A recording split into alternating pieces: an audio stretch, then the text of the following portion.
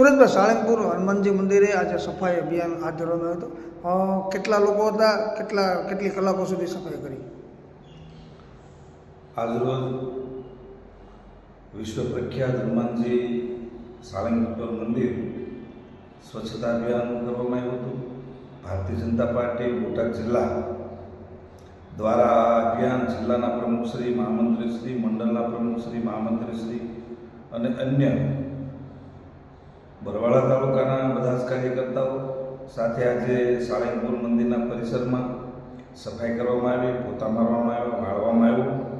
આ કાર્યક્રમ જ્યારે સમગ્ર દેશમાં એક રામલલ્લાનો માહોલ જ્યારે ઊભો થયો છે, ત્યારે આવતી 22 તારીખે અયોધ્યામાં ભગવાન રામની પ્રતિષ્ઠા જ્યારે થવા જઈ રહી છે, ત્યારે ભારતીય જનતા પાર્ટી પ્રદેશની સૂચના મુજબ